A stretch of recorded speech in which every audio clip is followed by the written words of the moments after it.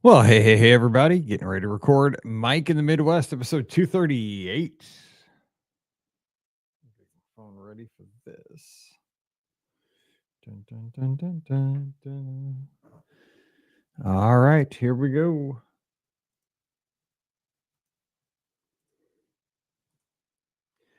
Well, hey, everybody. Welcome to episode number 238 of Mike in the Midwest, our mini podcast for the amazing patrons just like you of the Be Our Guest podcast. Of course, my name is Mike Rallman, host of the Be Our Guest podcast, which you can find in all the places, and don't need to tell you where that is, but you can always email me. I'll drop that in here at mike@beourguestpodcast.com. You can find me on the social media at Be Our Guest Mike. The best place to do that would be on Instagram these days. I like to post pictures there every morning after I get done with my walk or my run. And if I find something interesting, sometimes I'll post that over there. And of course, the best place to check us out is over in the clubhouse. You should be there. We have so much fun there.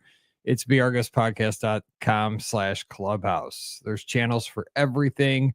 There's channels for the theme parks, for Disney dining, for just hanging out at the living room. If you just want to hang out, we have a trivia contest. Trisha does awesome with that every day. I don't know most of the questions because, especially when they're movie characters, every once in a while, I get them if they have big ears, like Oswald earlier this week. But even Snow White yesterday. How did I not know Snow White, but didn't have a clue? And then the deep dives, like people from Baymax. I've never seen that movie. Not a clue. I was just like, who is that? Never, even when she put the picture in, didn't have a clue who that was, even with the picture. So get over there. And I'm telling you what, if you're any kind of a sports fan, just a hot take, a Hellwig hot take. The sports channel might be the best sports social media on the internet. It's like the world's best kept secret. So just coming over, beourguestpodcast.com/clubhouse, no cost. It's all free. And it is the best thing. And the best thing, everybody's so nice. It's like a great family that everybody loves each other and cares about each other. I love it. So come on over. It's great. So again, see you over there. So hopefully everyone's having a great week. Leading off the show today, hope everybody's safe. I know we have a lot of listeners down in the Southeast, in the Midwest. Wow, what a weekend this has been as far as weather. And I know we have folks listening all over all over the United States and all over. We have places, we have listeners all over the world. Here in the States, it is of course spring, and man, in Missouri, March came in like a lamb, right? It came in nice and easy here. It was peaceful and nice. But this past weekend, we decided to get things going, and we had tornadoes all over all over the Missouri and Illinois. And then yesterday on Saturday, they moved into the Southeast down in Alabama, Mississippi, I think Georgia last night, and a lot of damage. We were hunkered down on Friday night. We had a tornado warning.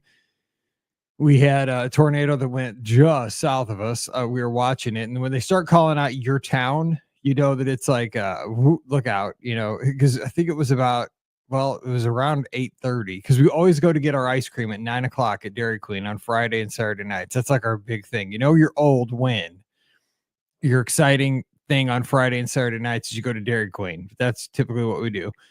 And so about 8:30, that's when the tornado sirens started going off here, which they do, 4 or 5 times every spring. But when the sirens go, if you don't know how that is, if you're from someplace that doesn't have like tornadoes frequently, these towns where you live in the Midwest, we have all these tornado sirens, right? So they're posted up, every so often in around town. And the first thing gets a tornado watch. And so if there's a tornado watch, that means the conditions are ripe for a tornado, but that just means be on alert. There could be a tornado happening today at some point, or, in the next few hours.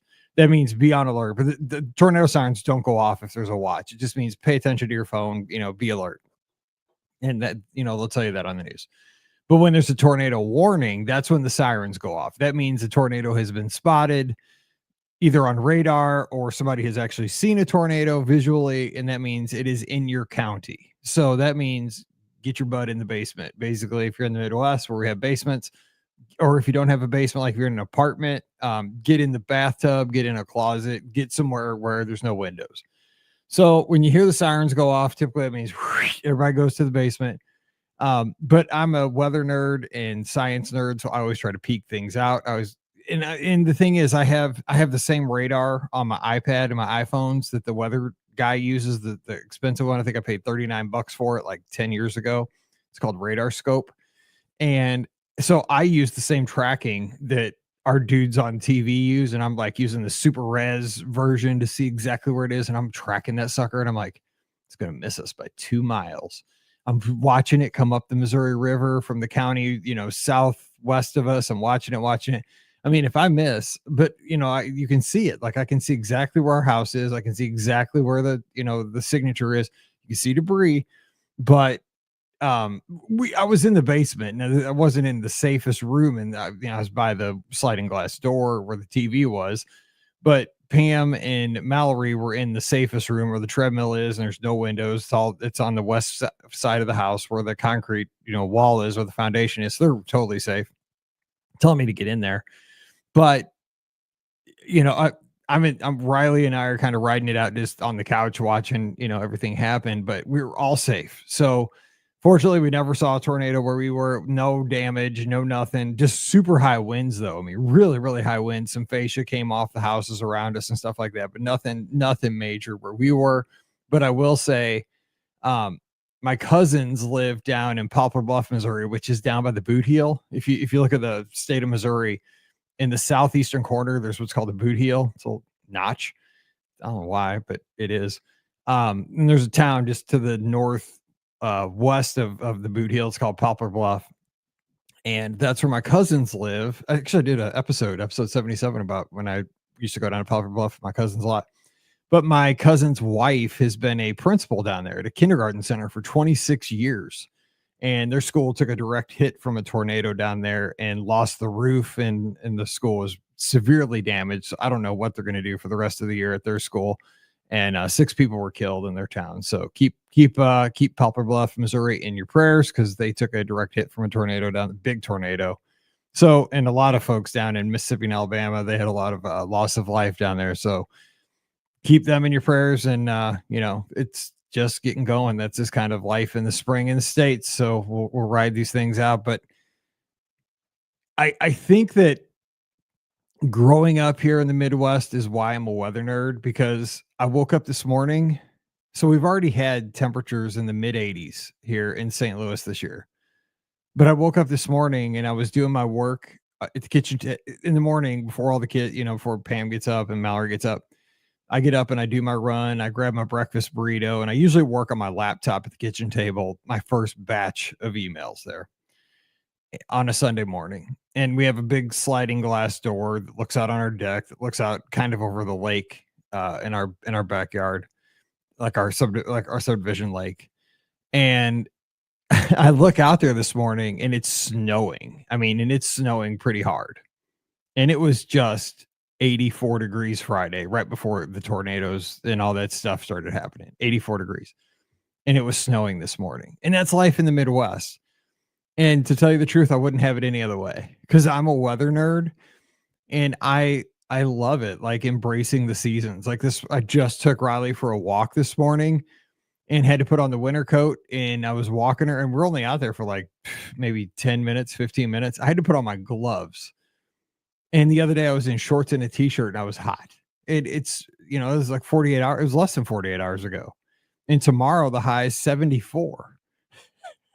I mean, it's wild. And I know a lot of places have swings like that, but it's just, it's one of those things, like it is kind of fun, because you do get to have a variety of experiences within a short period of time. As much as I would love to be in a place where it's always tropical, that there's something to be said for that. I enjoy, the older I get, I enjoy the opportunity to jump on an airplane and go somewhere tropical in the wintertime. And maybe I'd like to live there, but I do like the seasons. I like to have weather. I like to enjoy seasonal weather and get to experience it. So we'll see. It's interesting that we could have 84 in soupy weather like 36 hours ago, and this morning it was pouring down snow, and my deck was covered with snow that was supposed to be stained today. So I don't know if that's going to happen. But anyway, that's what's going on around here. Another thing that's going on around here today's Selection Sunday for basketball, for college basketball. And I'll say that's kind of exciting this year for us Missouri fans, because last year, not a chance our Missouri Tigers were going to make the big dance, the NCAA tournament. We did not win one game last year in the SEC basketball season. This year, we did. We stayed ranked all year. And so this year, we're going to make the tournament. So we're pretty excited about it. Give us a ding. Because I don't think we're going to win the national championship or anything, but it gives us something to watch on Thursday or Friday. And then hopefully Saturday and Sunday next weekend. Maybe we can make it make it through the weekend. We'll see. I mean, who knows? But it's an exciting time to be a Tiger fan again. Like I said, you got to dream. You got to dream. So we get in the dance. Who knows who will play? But it gives us this week of excitement, and I'm proud of our coach, Dennis Gates, and our team has really shown a lot of heart. I will say one thing, because again, I've talked about this on the podcast many times. I talked about Bob Euchre. I did a show about Bob Euchre and how I miss him when he passed away. Mike Shannon, Jack Buck, all these announcers that have passed away, and how, I've always looked up to them as kids, because I've always been somebody who my grandpa years and years and years ago gave me an AM radio. And again, I was a nerdy kid. I used to love listening to talk radio, and especially sports radio. And that's what I would listen to more than music and stuff like that. But I loved it. Like, that's what I would go to bed and fall asleep to at night. I'd go to bed, listen to Cardinal games, Jack Buck and Mike Shannon calling Cardinal games, and even the crackle of the AM signal, when there was like storms in the distance and stuff. That was like comforting to me. But this year, because we'll get the announcement of the field on CBS here, in a few hours, and they'll kind of break down the regions and the brackets and the matchups and the Cinderella possibilities and all this stuff. And it's always an exciting time, even if your team's not in it. But it's more exciting when your team, you can dream with your team. And we're not going to win a national championship, but I mean, we could dream. Who knows? There's a 1,000,000 chance. So there's always a chance. But Greg Gumbel will not be with us this year. He passed away this year. And he was kind of always so professional when it came to just how he hosted the coverage of the NCAA tournament, and especially the selection show. He would, they had the graphic package that would come up, and he'd be like, and in the West region, the number 1 seed, and it would pop, the graphic package would pop up. North Carolina, I think it'd be North Carolina this year. I can tell you that much.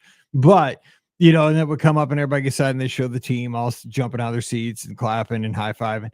He won't be, this will be the first time he won't be with us this year, and he'll be missed because he was such a professional. So it'll be a different coverage this year, but it's one of those things that I think everybody needs to take time to reflect that, time does march on. And I mean, that's just part of life, right? That people pass on, and you have to pass the torch to new people. And I'm sure the coverage will be great today. The next person who does, I don't know who's doing, who's taking over the hosting chair. I haven't heard, but I'm sure it'll be fine.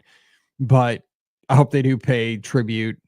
One shining moment at the end of the tournament should be not only the team should get their time, but also Greg Gumbel, because he was just a true professional, and he added, he was the NCAA tournament for a lot of us that kind of grew up watching it over the past couple of decades. Whether it was watching it as you got home from school, if you were a high school kid, or a teacher like I was both, and you would just rush home and see those Thursday, Friday games in April. He did such a good job, so he will be missed. So I just want to throw that in there. All right. So feedback from last week's show. I'm trying to keep the show a little bit tighter and a little bit shorter. This was always supposed to be like a mini podcast. I always say that at the beginning of the show. It's supposed to be like a pocket podcast, like a mini, like a 20-minute show. That was always the goal of this. Not a big show, like another 40-minute, but it's been getting that way for like the last 6 months. So I'm going to try to keep it shorter because you guys get 4 more other shows in the feed. So let's see. So the feedback from last week's or 2 weeks ago show, because last week we were down at Give Kids the World, but I still did the call-in show. I just want to throw that in. So I want to get I'll be honest with you. I want to tell you something. I was so upset with how bad the show sounded at Give Kids the World that I did the call-in show, because when I got home Sunday, because my flight got home at about 2:00 in the afternoon on Sunday last week, and I wasn't going to do a call-in show because I had a million things I had to catch up on. when I got home Sunday afternoon. And so usually I just catch up on everything. And then Monday we get going again, go to work, and then do the 2 shows on Monday night, because that's when we record the Wednesday and the Friday shows. But I apologize for how bad those shows sounded. I tried to do something different down at Give Kids the World, and we were in that room that was really echoey for one. And then I didn't have the ladies set up how I should have had them set up. I should have ran a different mix, and I went a way that I shouldn't have gone. Next time, I promise you, we're going to go more the way we did the year before. I didn't take the right equipment. I was trying to go a little bit differently, but next time we're going to go where full bore like we did the time before, and it'll sound just like in the studio. So that's my fault, and I take responsibility, and I'm sorry for that. But to make me be able to sleep Sunday night, I wanted to make sure that I got everything hooked back up here in the studio and that everything was running and sounding like it should. So that's why I did the live call-in show. So because everything was out, because I'd taken everything to Florida. So I hooked the board back up. I hooked the call-in computer back up. So I want to make sure one, that the mixer was sounding right. So that Monday when we record the shows, it sounded okay. I want to make sure that the Mac that takes the calls was hooked up right. So we could do that. Got to come up with a new solution for that here in a couple of weeks, because Skype's going to go away. That's what we use for our calls. But I did that so that I could actually sleep Sunday night. But we had a great show. I think we had a fun time taking calls. And I loved it. So I appreciate you guys being a part of that. But that's why we did that Sunday night. So we had a bonus call-in show. We're gonna have a call-in show tonight, by the way. Tonight's topic, I want to talk about the changes at Southwest Airlines, because we haven't had time to address that. And I think a call-in show would be a good time to kind of talk and get your feelings on what Southwest did this week. Because I'm a Southwest loyalist. I love Southwest, but I have thoughts. So we'll talk about that tonight. Anyway, feedback from the show a couple weeks ago where it was Mike the model. Embarrassing. And Trisha just says, I remember freeze modeling. I never did it, but I do remember a scandalous story involving my brother. He was pretty young, but at that age where kids wonder what's under the clothes on the mannequin, let's just say the female model in the skirt was less than pleased with my brother. My mom was so embarrassed she bolted from the store, dragging us behind her. If I had the eyes emoji, that's what I would post right there. That's wild. Yes. Freeze modeling was fun though. I actually enjoyed that part of it more than the walking on the stage, because that was awkward. But the things you do in high school for a girl, that's kind of what the story was. But here's kind of my philosophy on life, and this is how it's always been for me. I'll try something. I mean, I'm glad I did it. You know what? There's no way I would ever do it for real, but I'm glad I did it. I mean, it's because it's a story, right? I mean, it's a Mike in the Midwest episode. It's a story. I mean, it was something I did. It was dumb. I've done so many things. I've done a ton of stuff. Yeah. Especially that mall. Like one time I got to, this could be an episode. Maybe I'll do this next week.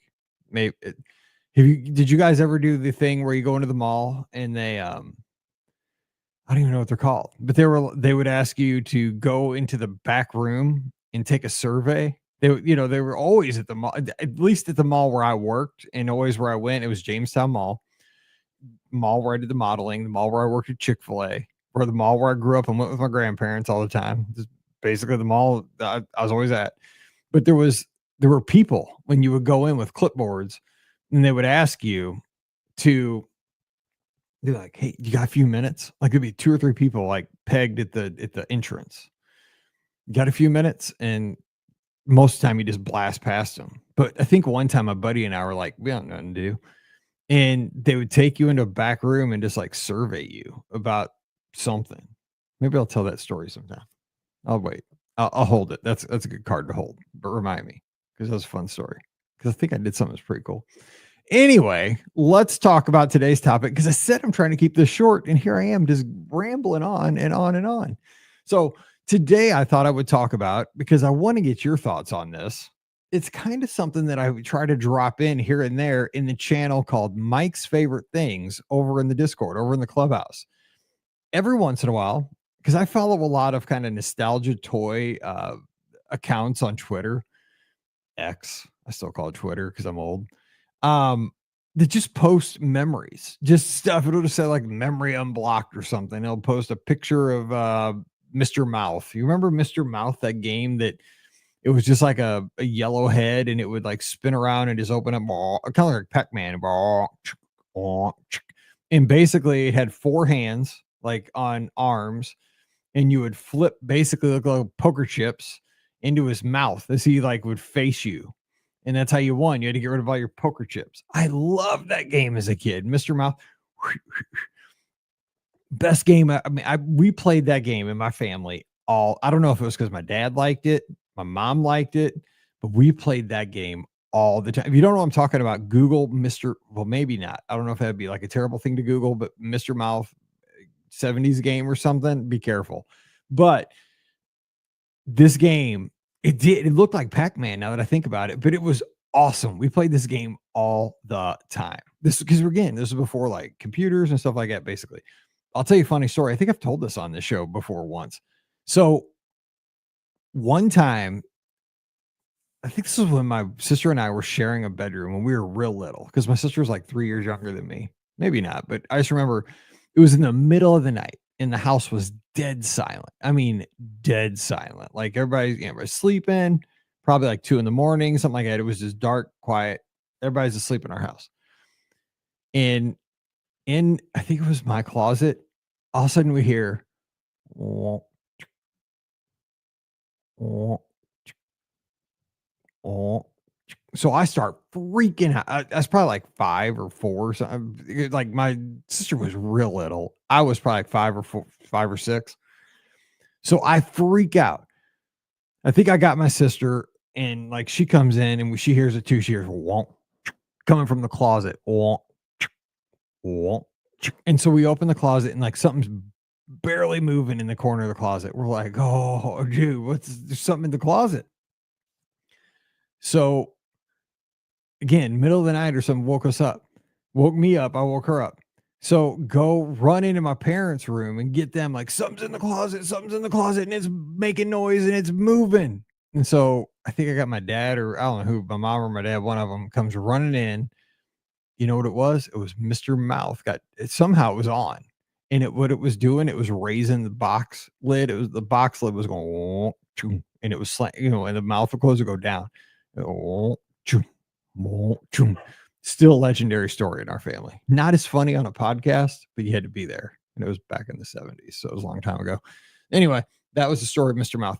All right. So what I was going to give you was some toys that I wish I could play again one more time. Like if I could go back and play these toys one more time, I think I would have a good, fun afternoon or evening. All right, here are mine, and I want to hear if you have any of these or if you played with any of these back as a kid, and if you think you would enjoy playing with these one more time here as an adult. One, and these are not in any particular order.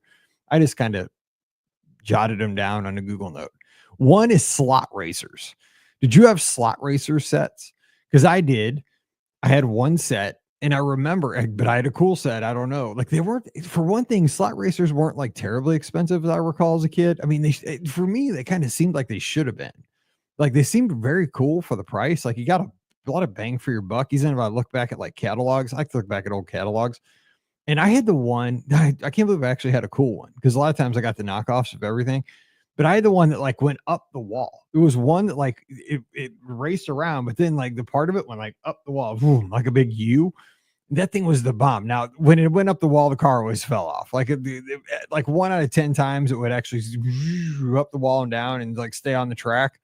Didn't work very well. But man, I'd love to go and play. And I'm not going to spend a ton of time on these, but I love slot racing cars. And I know that there's like actual slot racer places you can go to, but I haven't ever like done that. But that slot racers, maybe I'll have to try to find like a slot racing set, maybe set up in my basement. Pam wouldn't like that, but it'd be fun. Another thing that I used to love doing as a kid, shrinky dinks. Now, I'm not artistic, but do you remember shrinky dinks? So you got these, basically what you got was like these clear pieces of plastic, and you would color them in, as I recall, with like colored pencils. And one side was really like shiny and uh, glossy. The other side was kind of like roughed up. You would color in the side that was roughed up. Then you would cut them out with scissors, and you would put them on a baking sheet, put them in the oven, and these things would shrink. And you could watch them, like we'd watch right through the window on the oven, and they would shrink. And then you'd let them cool. Now, if you grabbed them when they were hot, this is what everybody did. You grabbed them when they're hot, man, they burn you. But then let them they'd shrink, they'd shrivel down in the oven. Then you let them cool. They basically became like Christmas ornaments. And we used to love those things. We had all kinds. Shrinky dinks. Those were a ton of fun. Another thing, remote control cars. When I was in middle school, my buddy Ryan and I, we had, and I didn't have a super expensive one, but we had like remote control cars. Like I'd say like in 6th and 7th grade, that was the thing to have, was a remote control car. I had mine from Radio Shack, and he lived kind of in a more like woodsy. He had like a little woods kind of out behind his house. We go behind his house and we'd like build a little like dirt path and like make a little jump and a little track, and we'd run those things. And like I had one, he had one, his buddy had one. We'd race them, and they kind of looked like little doom buggies with little sprite the headlight. The headlights didn't light up, like little fake headlights in the front. No, you'd only get to run them for like 10 minutes, and you have to recharge a battery for like an hour. God, those things were so fun. The little tires had air in them. Remote control cars, those were so fun.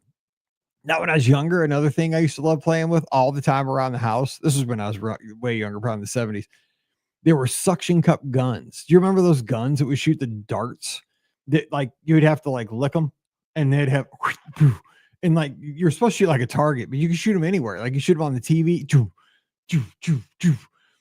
I don't even know if they make those anymore, but like you just shoot them everywhere. So it was like a gun, but it would shoot like you'd look at, and like it had like a little tip on it, but it's like a suction cup. It kind of looked like a plunger, like a mini plunger. It was like a couple, probably 5 inches long. You shoot those things everywhere. It's kind of fun. I'd like find one of those. Another thing I'd love to play with again that I loved as a kid was, and this is a nerdy thing, those 75-in-1 science kits from Radio Shack that would, had all the circuits and all that stuff. You take all the wires and connect them, make a alarm set, or a parallel circuits or series circuits, or make a light up or whatever. Those things were so fun from Radio Shack. I love those. You guys play with those? Here's another thing that I liked. I got a lot of nerdy stuff. Instead of Legos, one year I got a thing called capsulas. Now they were like Legos. They were these little spheres that you connected together. And inside the spheres, they had like gears and stuff, and they would float. So you could make like a boat, or you can make like a pontoon boat or something, or you can make things that were on land that would drive, but they had gears and stuff. They're called, look them up, capsulas. I'd love to play with those again. Another thing was my train set. Now, the specific train set I had as a kid was, I didn't have the big train. I have my grandpa's big train sitting here in the windowsill in the studio from the 50s that he gave my dad and my uncle as a Christmas present when they were like 6. So I have the exact train here in the office. I love it. It doesn't run anymore, but I have it. But the train I got when I was a kid, and maybe you got, it was like silver. Most of the engine, or the main part of the train, the engine was silver, but the front of it was red with a little yellow, and it said Santa Fe. I love that train. I got played with that thing all the time at Christmas time. The Santa Fe train.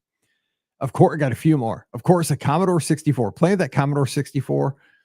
I lived on a Commodore 64 as a kid because I ran a BBS. I ran a bulletin board called the Far Side. Well, first it was called Lefty's Hideout. That was the first version of it. And then I turned it over to something called the Far Side and became one of the biggest ones in St. Louis for years and years. And that's kind of what led to all this. Like, it was because it ran message boards, which are very much like our clubhouse. Our clubhouse is so similar to what the Far Side used to be. And it's just, I played games on that thing, Raid Over Moscow, Pitfall 2. Oh, got so many good times on that Commodore. I loved it. I'd love to do that again. And a couple of other things that were kind of in the music area that I'd love to have. So I never had a really nice boombox, but I had a Grand Prix brand. I remember it said Grand Prix. I know that's a cheap brand, but I had a Grand Prix boombox. And I remember because in 6th grade, we sold our house and we were building a new house in this area called Fox Lake, where we were moving to, so I could go to school in this new school district that was a lot better where we lived. In the interim, from the time we sold our house to when our new house was finished getting built, we lived at my grandparents' house for about 3 months. And I loved living at my grandparents' house. I thought it was great. But I remember in that 3 month period, it was in the summertime. I had that boom box and I would sit it out on because my grandparents had a detached garage. And I'd take that boom box and put it on this, like the ledge of the detached garage. And they had a big 2 car detached garage. And I'd take a tennis ball and just throw the tennis ball against the garage door all day long and listen to the radio. And I thought that was the greatest thing. And finally, here's another thing. Talk about old technology. I loved my Walkman. Now, I didn't have a Sony Walkman. This is so cheap. I had a Walgreens Walkman. Yeah, Walgreens from like the drugstore that's on every corner, at least where I live. Yep. It just played, all it did was play tapes, and I think it had an AM FM radio, and it was super cheap. It was probably like $20. But that's where I got my Walkman, and I love that thing just because you could put a tape into it. And I mean, like in the 80s, I don't know. Like I've always been a nerd like this. Like the idea that you could take your music on the go and just wherever you went, riding your bike, walking around town, you could listen to whatever you wanted in your own little world. Or and I guarantee you I listened to more radio, AM radio probably than I did tapes, because tapes would eat your batteries a lot faster than listening to radio. I was very much into like saving batteries, I bet you. So I probably listen to like KMOX, Cardinals games at night, stuff like that. But those are some of the things I wish I could go back and like tangibly hold and play with. I mean, even that little dart gun with the little, suction cups, darts, like for some reason, like just the sound, I could hear the sound because I could spring loaded and then my dad and I used to shoot those things at each other, and you probably weren't supposed to shoot them at each other, but we always did. Nobody got killed. I mean, probably bonked each other in the head a few times, but they're pretty safe. But those were just fun times. Now, see, I don't know if you had any of those similar toys as a kid, or if any of these things sparked ideas for you. But if you could go back in kind of a virtual toy box and dig out some of the memories from your childhood, what would you like to go back and play with maybe one more time? I'd love to hear it. And if there's any of similar things that I had that you had, let me know. I'd love to hear it for next week's show. So come on over. It's patreon.com/be our guest podcast. Let me know. We'll talk about it next Sunday. So I hope to hear from you tonight during the live call-in show. We'll have that at 7 o'clock Eastern, 6 o'clock Central. And until then, hope you have a great week. So stay safe, stay healthy, and we'll see you real soon. Hey, Margie. Hope you're doing great.